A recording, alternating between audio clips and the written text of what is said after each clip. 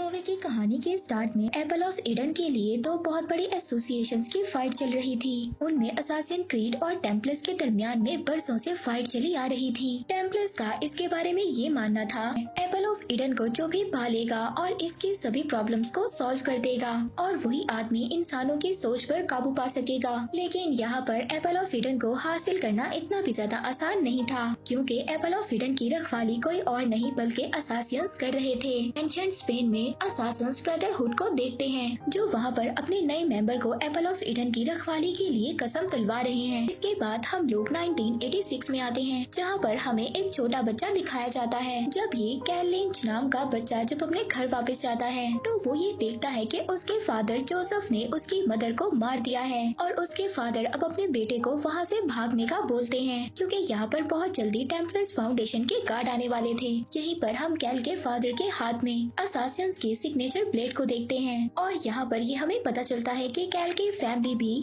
Assassin brotherhood से belong करती है। अब इसके बाद यहाँ पर कहानी को 2016 में फॉरवर्ड कर दिया जाता है, जहाँ पर हमें दिखाया जाता है कि काल को मर्डर के जुर्म में अरेस्ट कर लिया गया था और यहाँ पर इसको मौत की सजा सुनाई जाती है और उसको मौत यहाँ पर जहर को इंजेक्ट कर दी जाएगी। लेकिन यहाँ पर कैल को सिर्फ बेहोश किया जाता है और जब वो होश में आता है तो वो खुद को एक रिसर्च लैब में पाता है, जहाँ पर डॉक्टर सोफिया राइकिन उससे मिलती है। अब जब यहाँ से कैल भागने की कोशिश करता है तो वो ये देखता है कि ये तो बहुत बड़ी फैसिलिटी है। डॉक्टर सोफिया कैल को बताती हैं कि वो दुनिया की नजरों के सामने अब मर चुका है। लोगों की भलाई के लिए और वायलेंस को मिटाने के लिए वो लोग एप्पल ऑफ ईडन को ढूंढ रहे हैं और यहाँ पर उनको कैल की हेल्प चाहिए। इसके बाद डॉक्टर सोफिया कैल को यहाँ पर एक मशीन से कनेक्ट करती है और इस मशीन की मदद से वो अपने पूर्वजों की यादों को एक्सेस कर सकेगा। अब यहाँ पर ये लोग उस मशीन की मदद से कैल के डीएनए में से 1492 के एक्यूलर के असासिन को फाइंड करते हैं। कैल कुछ टाइम के लिए उन सब चीजों को देख सकेगा, महसूस कर सकेगा, जो भी चीजें एक्यूलर ने अपने टाइम में सुनी थी या महसूस किया था। अब कैल यहाँ पर एक्यूलर की मेमोरी में जाता है, जहाँ पर हम देखते हैं कि एक बहुत बड़ी जंग छिड़ी हुई है और हर तरफ क्योस ही क्योस है। टेम्पलर्स की पूरी फौज ने सुल्तान मोहम्मद, जो उस टाइम के किंग थे,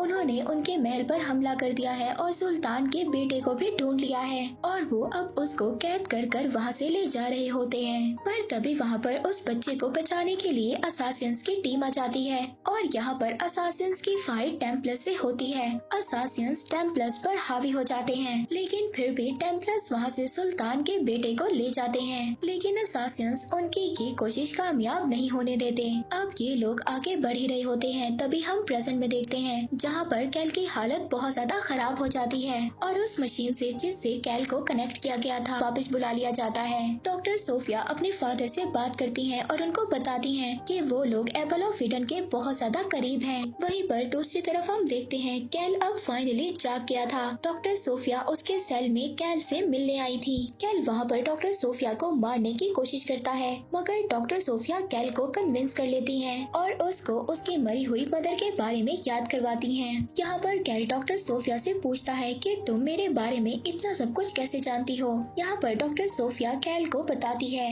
कि जब उसको अरेस्ट किया गया था तो उन लोगों ने उसके डीएनए को एक्यूलर से मैच किया था और यहाँ पर ये लोग कंफर्म हो गए थे कि एप्पल ऑफ ईडन तक इन लोगों को कैल ही पहुँचा सकता है। सोफिया यहाँ पर कैल को ये भी बताती है कि उसके फादर एक असासिन थे जिन्होंने उसकी मदर को मार दिया था और अगर किसी तरह कैल इन लोगों को एप्पल ऑफ ईडन तक पहुँचा दे तो ये लोग वायलेंस को ह्यूमैनिटी से पूरी तरह से मिटा देंगे, जिसके बाद ह्यूमंस फाइनली आराम से रह सकेंगे। अब कैल जब यहाँ पर सेल में घूम रहा होता है तो वहाँ पर वो अपने जैसे और भी लोगों को देखता है जो असासिन्स की फैमिली से ही बिलोंग करते थे। अब इन सब लोगों को मिलकर एप्पल को गलत हाथों में जाने से रोकना होगा।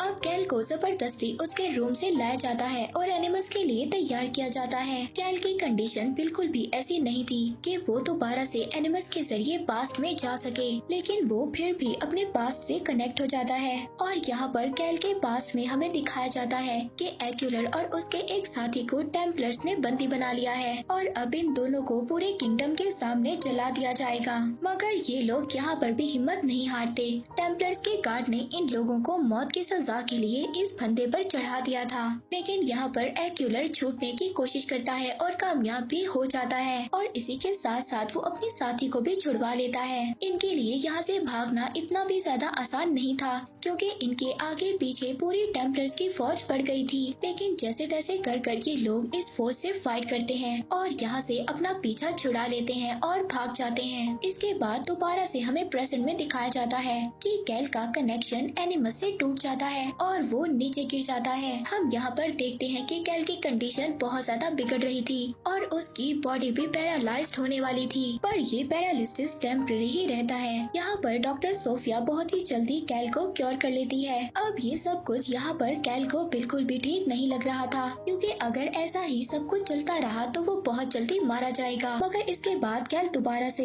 एनिमस मशीन से कनेक्ट होकर दोबारा से अपने पास्ट में जाता है। वो देखता है कि टेम्पलर्स ने सुल्तान किंग के बेटे के बदले एपल ऑफ इडन की डिमांड की थी और वो सुल्तान को ये बताते हैं अब कोई भी असासन उसकी हिफाजत के लिए नहीं आएगा। पर अब सुल्तान वहाँ पर टेम्पलर्स को एपल ऑफ इडन देने के लिए तैयार हो जाता है, पर तभी वहाँ पर एक्यूलर और उसके साथी आ जाते हैं। वो टेम्पलर्स के सभी साथियों को मारकर सुल्तान के पास आ जाते हैं। यहीं पर टेम्पलर्स का एक हेड और उसका वॉरियर भी रहता है। यहाँ पर इन सब की बहुत ही जबरदस्त फाइट होती है और यहाँ पर एक्यूलर के साथ ही इस फाइट में मारी जाती है। एक्यूलर यहाँ पर बहुत ज्यादा दुखी होता है, क्योंकि वो उसे पसंद करता था। पर अब एक्यूलर यहाँ पर टेम्पलर्स की हेड का जो वॉरियर था उसको भी मार देता है और इसके बाद वो यहाँ से एपल ऑफ इडन लेकर भाग जाता है। पर अब वो जैसे ही आगे जाता है तो वहाँ पर वो एक ब्रिज पर जब पहुँचता है तो वहाँ पर टेम्पलर्स की पूरी फौज थी जो उसको घेर लेती है। तो वो वहाँ पर उस ब्रिज से एक बहुत बड़ी छलांग लगा देता है। अब यहाँ पर एक्यूलर मिलिट्री ऑफ फोर्स तक पहुँच जाता है और वहाँ पर पहुंचकर वो एपल ऑफ इडन एक आदमी को सौंप देता है और उसे इसकी हिफाजत करने का बोलता है। और यहाँ पर हमें ये बात पता चलती है कि वो आदमी कोई और नहीं बल्कि क्रिस्टोफर ऑफ कोलंबस है। और अभी जहाँ पर कोलंबस दफन है वहाँ पर इन लोगों को एपल ऑफ इडन भी मिल जाएगा।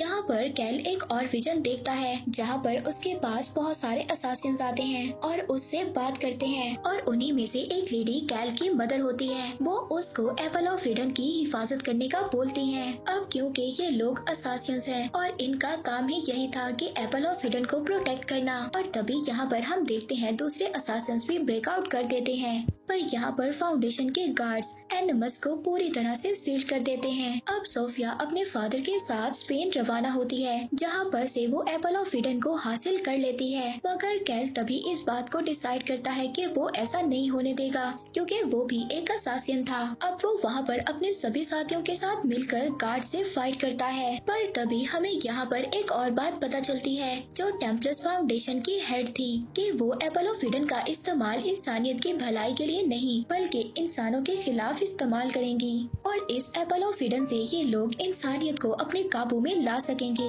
पर ये बात डॉक्टर सोफिया बिल्कुल भी नहीं जानती थी। हम यहाँ पर देखते हैं कि सभी असासिन मिलकर इस फैसिलिटी के सभी गार्ड्स को मार देते हैं, लेकिन इस फाइट में इन लोगों के बहुत सारे असासिन्स भी मारे जाते हैं। अब डॉक्टर सोफिया और वो लेडी हेड हेलीकॉप्टर में बैठकर यहाँ से चले जाते हैं। कैल उनको रोकने में नाकाम हो जाता है। अब टेम्पलर्स फाउंडेशन ने एपल ऑफ इडन को हासिल कर लिया था। वो वहाँ पर एक प्रोग्राम कर रहे थे, तभी उस प्रोग्राम में असासिन की टीम आ जाती है। कैल वहाँ पर आकर डॉक्टर सोफिया को बताता है कि बरसों से असासिन ही ह्यूमैनिटी की हिफाजत कर रहे हैं एपल ऑफ इडन को प्रोटेक्ट कर। और सोफिया भी अब इस बात को समझ गई थी कि अगर एपल ऑफ इडन टेम्पलर्स के पास रहा तो ह्यूमैनिटी नहीं बच पाएगी। अब इसीलिए वो कैल की हेल्प करती है, वो उनको अंदर जाने देती है। अब यहाँ पर असासिन की पूरी टीम टेम्पलर्स की टीम को मार देती है और वो सभी असासिन मिलकर एपल ऑफ इडन को सिक्योर कर लेते हैं और इसी तरह वो एपल ऑफ इडन दोबारा से असासिन्स के पास आ जाता है। और इसी के साथ ये मूवी यहीं पर एंड हो जाती है।